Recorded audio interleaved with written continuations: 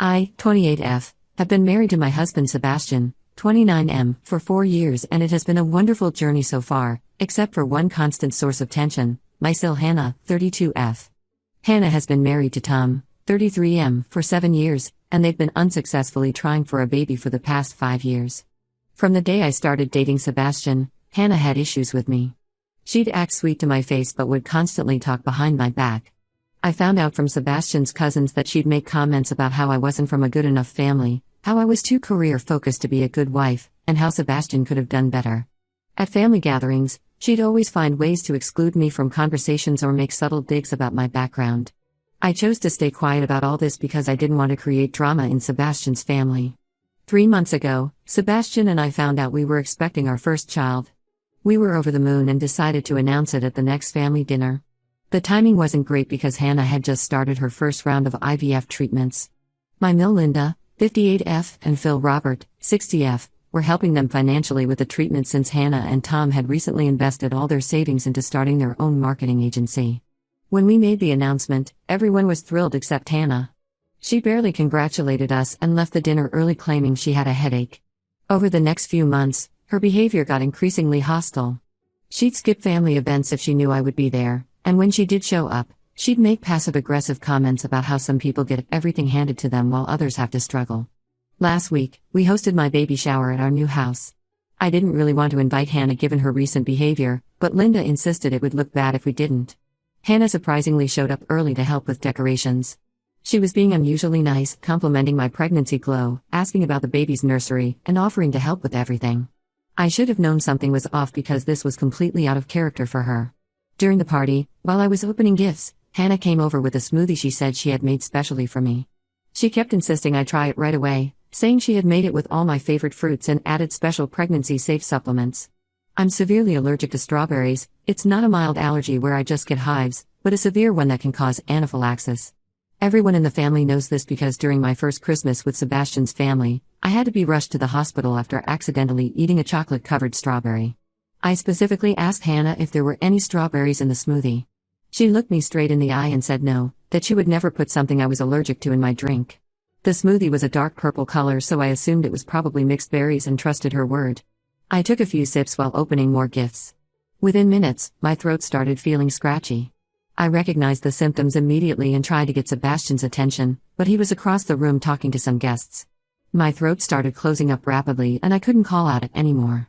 The last thing I remember was knocking over a gift bag as I tried to stand up, and Sebastian screaming for someone to call an ambulance. I woke up in the hospital several hours later. The doctor said I had a severe allergic reaction. If Sebastian hadn't found my EpiPen and acted quickly, things could have been much worse. Not only could I have lost my life, but also our unborn babies. When I told everyone what happened with the smoothie, Hannah initially tried to deny putting strawberries in it. But my friend Amy, who had been in the kitchen when Hannah was making it, spoke up and said she had definitely seen Hannah adding strawberries to the blender. That's when Hannah broke down crying and claimed it was just meant to be a harmless prank. She said she only wanted to give me a mild reaction so I'd have to leave my own baby shower early. She swore she had no idea the reaction would be so severe, even though she had witnessed my previous allergic reaction years ago. Linda was absolutely furious. She told Hannah she was cutting her off completely, including stopping the IVF payments. Hannah fell to her knees crying and begging for forgiveness. She turned to me and pleaded for me to talk to Linda, saying I could fix this if I wanted to. I refused and told everyone they needed to choose, either they cut contact with Hannah or with me, because I wouldn't feel safe being around her anymore after what she did. Hannah started screaming that I was being dramatic and that she had just made a mistake. She said I was using this incident to make sure she never got to have a baby. Tom tried to calm her down but she was hysterical. They finally left when Linda threatened to call the police. The family has sided with me, but Hannah's now spreading rumors in the extended family that I orchestrated this whole thing to stop her from having a baby. She's telling people that I've always been jealous of her and that I'm manipulating her parents against her. Some of Tom's family members have been sending me nasty messages saying I destroyed Hannah's only chance at motherhood. Sebastian is furious and wants to press charges, but I'm not sure if I want to deal with the stress of a legal battle while pregnant. Linda and Robert are standing firm with their decision to cut Hannah off, but I can see how much this is hurting them. They keep saying they failed as parents somehow. Ida for making the family choose between me and Hannah? Sometimes I wonder if I should have just accepted her apology and moved on, but then I remember how she deliberately put my life and my baby's life at risk just because she was jealous. Update 1 First, I want to thank everyone for their supportive comments on my original post. The overwhelming consensus was that I wasn't wrong for setting this boundary, which helped me stay firm in my decision despite everything that's happened since then. These past 2 weeks have been absolute chaos. Hannah has escalated her behavior in ways I never thought possible. She's been sending lengthy, rambling emails to everyone in the family, not just her parents and Sebastian, but also to all the aunts, uncles, cousins, and even to my parents. In these emails, she claims she's been seeing a counselor who helped her uncover the truth about our relationship. According to Hannah's new version of events, I've been systematically manipulating everyone against her from the day I met Sebastian. She wrote that I deliberately pursued Sebastian because I knew he was her favorite brother. He's her only brother, by the way, and I wanted to hurt her by taking him away. She claims I've been copying her life, from the way I dressed to the way I decorated my house, all to make her feel inferior. The most bizarre accusation was that I deliberately got pregnant before her to steal her thunder because I somehow knew she was starting IVF. She wrote that she had overheard me on the phone months ago, plotting with someone to get pregnant before her. This is completely absurd because our pregnancy wasn't even planned, we had actually been planning to wait another year. But here's where things get really complicated. Yesterday, Hannah sent everyone, including my entire extended family, copies of medical records showing that her last round of IVF had actually been successful. According to these records, she was 4 weeks pregnant at the time of my baby shower. She claims she lost the pregnancy due to the stress of being cut off from her family, and she's blaming me for her miscarriage. This news hit Linda especially hard. She spent the entire day crying, feeling guilty about withdrawing support during Hannah's pregnancy. Tom's family has been absolutely vicious since finding out about the miscarriage. His mother called Linda at 3 a.m. last night, screaming that she and Robert had killed their grandchild by choosing me over their own daughter. The situation at Sebastian and Hannah's workplace has also become unbearable. They both work for the same large marketing firm, though in different departments. Hannah has been telling colleagues that I forced her to make me the smoothie and then faked an allergic reaction to get attention. She's saying I planted the idea of strawberries in Amy's head, and that's why Amy claimed to have seen her add them to the blender. The rumors got so bad that Sebastian had to report her to HR. He submitted my hospital records and Amy's written statement about what she witnessed. Hannah is now on administrative leave pending an investigation, which has only made her more furious. She's convinced this is further proof of my manipulation, that I somehow influenced Sebastian to report her to destroy her career. Tom contacted Sebastian yesterday, and their conversation was concerning. According to Tom, Hannah hasn't been sleeping or eating properly since being cut off from the family. She spends hours writing those long emails and has covered an entire wall of their home office with photos and sticky notes, trying to prove how I've been manipulating everyone. Tom said he's becoming increasingly worried about her mental state but doesn't know what to do. Linda and Robert are standing firm with their decision, but I can see how much this is affecting them. Linda confided in me that she keeps having nightmares about Hannah's miscarriage. Robert, who's usually very stoic, broke down yesterday while looking at Hannah's baby pictures. They've started seeing a grief counselor to help them process everything. Sebastian has been my rock through all of this, but I know it's taking a toll on him too. He had to watch his childhood videos for a case he's working on, and he ended up crying for hours seeing Hannah in them. He says he doesn't recognize who his sister has become. The extended family is now split into 2 camps. My side of the family and most of Sebastian's relatives understand why Hannah was cut off. Attempting to trigger a potentially fatal allergic reaction isn't something that can be brushed off as a prank. But Tom's family and a few of Hannah's cousins believe I'm the villain who destroyed a family and caused a miscarriage. Hannah's latest move was to create a private Facebook group called Truth About My Name, where she's been posting evidence of my manipulation. Someone showed me screenshots, and it's disturbing. She's analyzed years of my social media posts, pointing out times when I bought similar clothes to her or visited restaurants she likes, claiming this proves I've been trying to steal her identity. My doctor is concerned about how this stress might affect my pregnancy. My blood pressure has been elevated at my last 2 checkups, and she's warned me that I need to find ways to reduce stress. Sebastian and I are considering moving to a different city where his company has an office, just to get some distance from all this drama. I keep wondering if Hannah's behavior is solely due to her fertility struggles, or if there were signs of these issues before that everyone missed. Linda mentioned that Hannah had similar obsessive episodes in high school when she felt someone had wronged her, but nothing to this extent. The hardest part is knowing that this situation is probably going to get worse before it gets better. Tom seems to be reaching his breaking point, the workplace investigation is ongoing, and Hannah shows no signs of accepting responsibility for her actions. I'm trying to focus on staying healthy for my baby, but it's difficult when new accusations and drama seem to surface every day.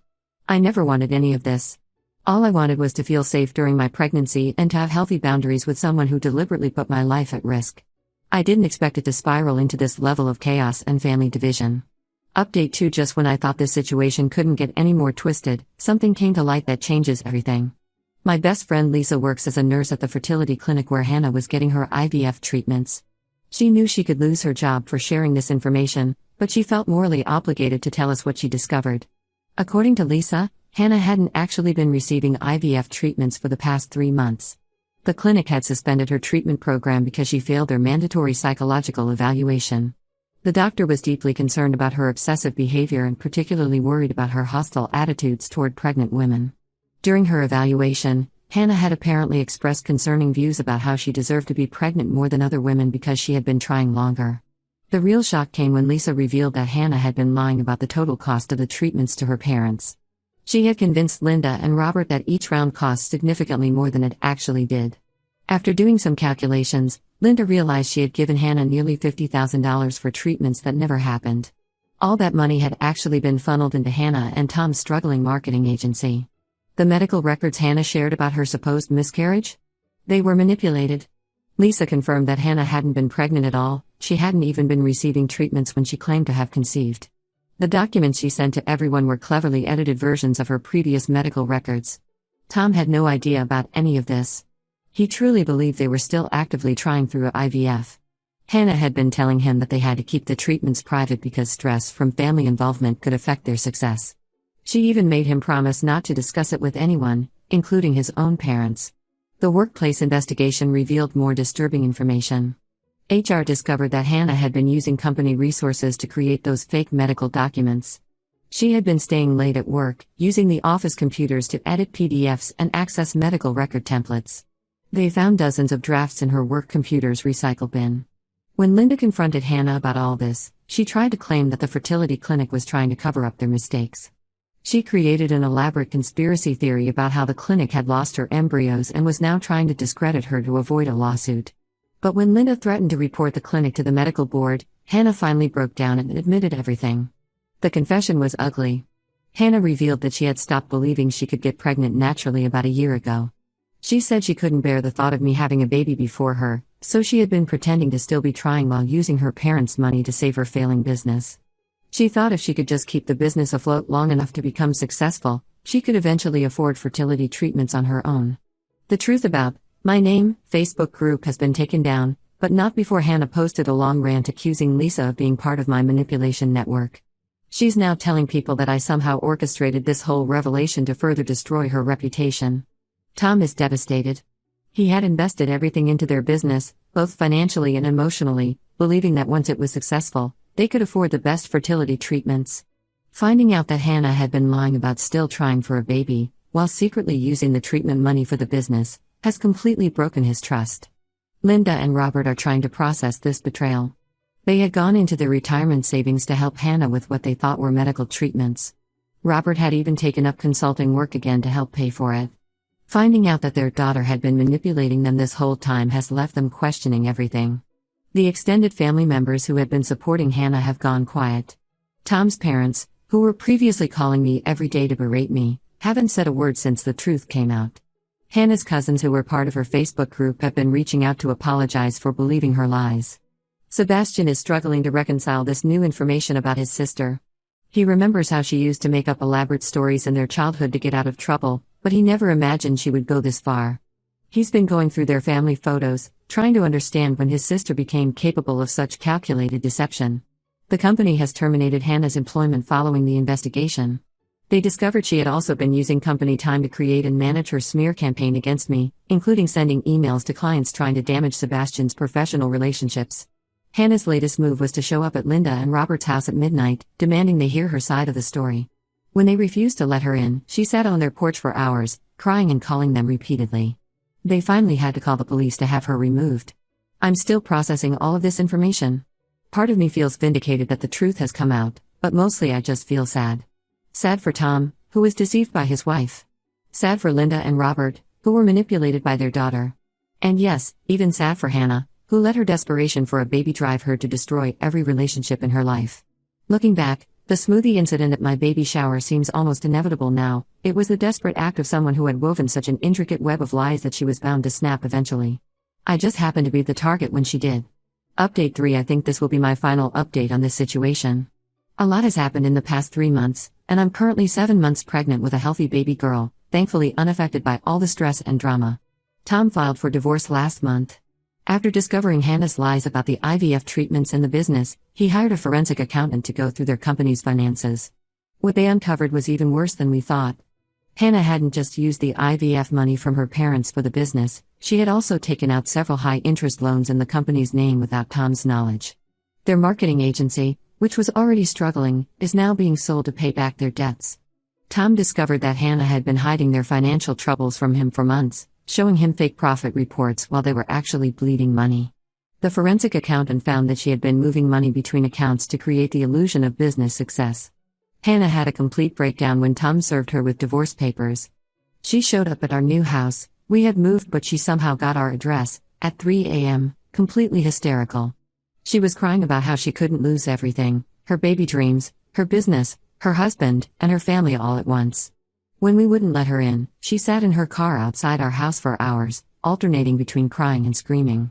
We had to call the police, and they ended up taking her to a mental health facility for evaluation. She's been admitted for what the doctors are calling a severe mental health crisis.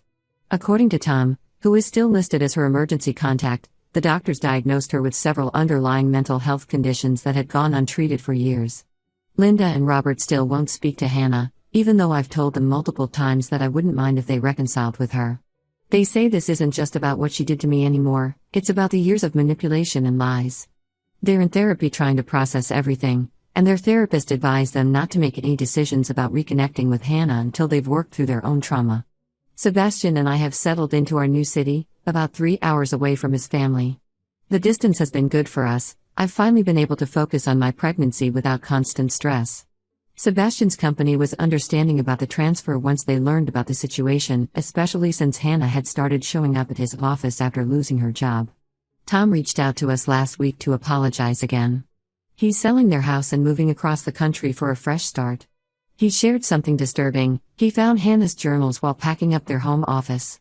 They revealed that she had been planning the smoothie incident for weeks. She had actually researched allergic reactions and calculated how much strawberry to add to cause distress without being lethal. The premeditation makes the whole thing even more chilling. The extended family has completely shifted their stance. Tom's parents, who were originally some of my harshest critics, sent me a long apology letter.